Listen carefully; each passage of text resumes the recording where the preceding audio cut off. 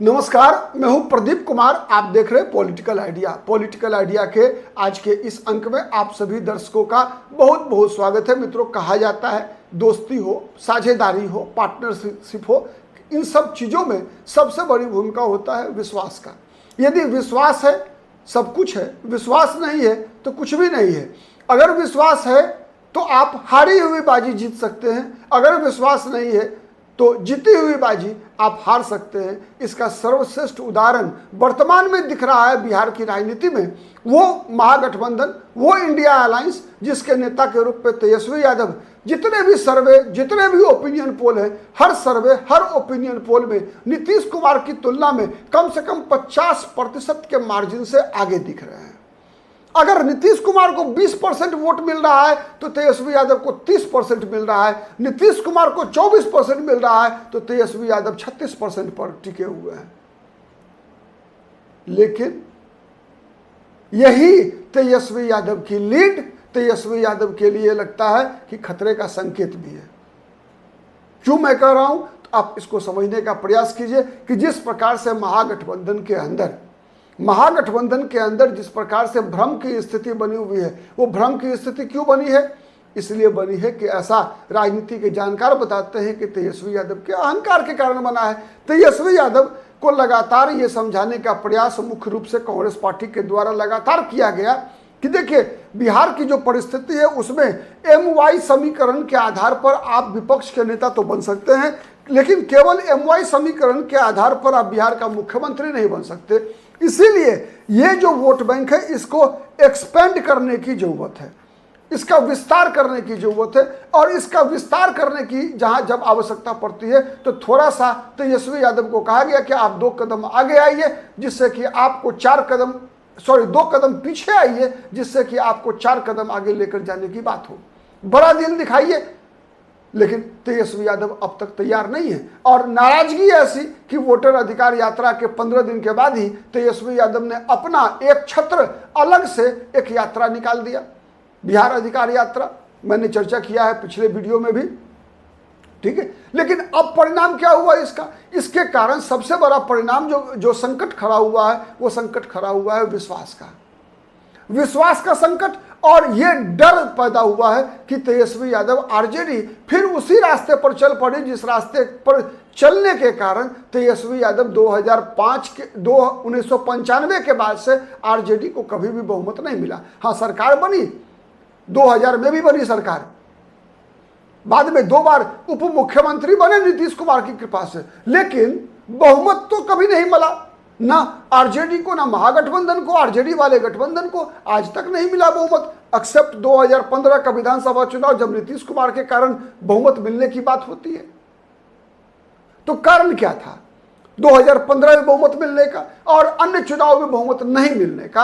अगर सबसे बड़ा कारण देखेंगे तो जो कांग्रेस की जो एनालिसिस विंग ने जो रिसर्च किया उसके आधार पर यह निकल कर आया कि तेजस्वी यादव का माई समीकरण तेजस्वी यादव को विपक्ष का नेता तो बना सकता है, उससे ज्यादा सीएम नहीं बना सकता। सीएम बनने के लिए तेजस्वी यादव को माई में और आगे पीछे जोड़ने की आवश्यकता है। तो वो जुड़ेगा कैसे? और वो जुड़ता नहीं है तब जब MY साथ में होता है। MY की ताकत से ही वो डरता है अन्य समाज का वर्ग। तेजस्वी यादव की पिछली बार हार कहां हुई? पिछली बार हार हुई उत्तर बिहार में। गंगा पार कीजिए, तेजस्वी यादव की हार शुरू। बड़ा इलाका है, दक्षिण बिहार की तुलना में उत्तर बिहार का इलाका बड़ा इलाका है। एकदम गंगा पार करते ही वैशाली शुरू होती है, वहीं से हार शुरू हो गई तेजस्वी यादव की। थोड़ा बहुत इज्जत बचा लिया था तेजस्वी यादव का, लालू प्रसाद यादव का गृह क्षेत्र सारण प्रमंडल ने थोड़ा सा इज्जत बचा लिया था, अन्यथा और बुरी स्थिति हो जाती। और पिछले चुनाव में भी याद कीजिए यही स्थिति थी। बहुत ही मजबूत उम्मीदवार दिख रहे थे तेजस्वी यादव। जब चुनाव में 10 लाख सरकारी नौकरी के नाम पर बिहार का युवा तेजस्वी यादव के साथ पागलपन की हद तक तेजस्वी यादव के साथ जा रहा था, लेकिन वही डर फिर लोगों के मन में, उन युवाओं के मन में बुजुर्गों ने डाल दिया कि देखो ये तेजस्वी यादव है, ये आरजेडी लालू यादव का बेटा है, सरकार बनाएगा बिहार में, तांडव शुरू हो जाएगा। फिर तांडव किसका? अपराधियों का। तो इसीलिए राहुल गांधी की रणनीति थी कि बिहार में, या है अभी भी, कि बिहार में हम किसी भी व्यक्ति को मुख्यमंत्री पद का उम्मीदवार घोषित करके चुनाव नहीं लड़ते, मल्टीपल चॉइसेज में जाया जाए, जिससे कि लोगों को लगे कि तेजस्वी यादव भी हो सकते हैं, यादवों को लगे तेजस्वी यादव हो सकते हैं, दलितों के मन में भी ये भाव आए कि राजेश राम भी बन सकते हैं। अल्पसंख्यक लगातार उपेक्षित हैं, अल्पसंख्यक लगातार महागठबंधन को वोट डालता है लेकिन उसको प्रतिनिधित्व नहीं मिलता। तो अल्पसंख्यक मुस्लिम मतदाताओं के बीच भी ये बातें हैं कि उनकी आबादी सबसे बड़ी है लेकिन ना उनका डिप्टी सीएम बनता है, ना उनका मुख्यमंत्री बनता है, ना उनके समाज से मंत्री बनता है। तो ये जो समस्याएं हैं, वो समस्या को कांग्रेस पार्टी की जो एनालिसिस विंग है, रिसर्च विंग है, उसने परखा, जांचा, कन्फर्म हुआ, फिर तेजस्वी यादव को उसी के अनुसार सलाह देना शुरू किया। लेकिन तेजस्वी यादव को लगता क्या है? तेजस्वी यादव को लगता है कि यदि तेजस्वी को सीएम उम्मीदवार घोषित नहीं किया गया, तेजस्वी को चेहरा बनाकर प्रस्तुत नहीं किया गया, तो तेजस्वी यादव के यादव जाति के लोग भी तेजस्वी यादव का साथ छोड़ सकते हैं। लड़ाई यहीं पे आके टिक गई है।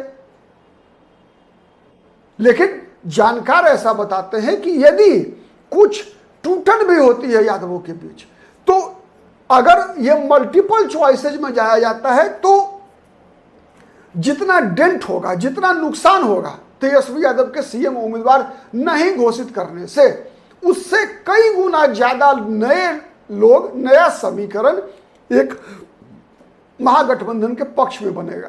महागठबंधन में जुड़ सकते हैं अति पिछड़े वर्ग के लोग, महागठबंधन में जुड़ सकते हैं दलित समाज के लोग, गैर पासवान, गैर मुसहर जाति के लोग जो हैं दलित समाज में, वो महागठबंधन के साथ जुड़ सकते हैं। लेकिन एमवाई समीकरण और तेजस्वी यादव के फ्रंट फुट पर बैटिंग करने के बाद ये सब समाज के लोग भयभीत होकर यादव मुसलमान के साथ जाने को तैयार नहीं होते। तो इसीलिए राहुल गांधी का सीधा कहना कि जैसे भारतीय जनता पार्टी महाराष्ट्र में गई, मल्टीपल चॉइसेस था कि एकनाथ शिंदे भी बन सकते हैं, देवेंद्र फडणवीस भी बन सकते हैं मुख्यमंत्री, पंकजा मुंडे भी बन सकती है मुख्यमंत्री। आप याद कीजिए मध्य प्रदेश का विधानसभा चुनाव, जब भारतीय जनता पार्टी एक अलग प्रकार की रणनीति के साथ गई थी, 3 केंद्रीय मंत्रियों को बीजेपी ने इस्तीफा दिलवा दिया था केंद्रीय मंत्रिमंडल से और विधानसभा का चुनाव लड़वा दिया।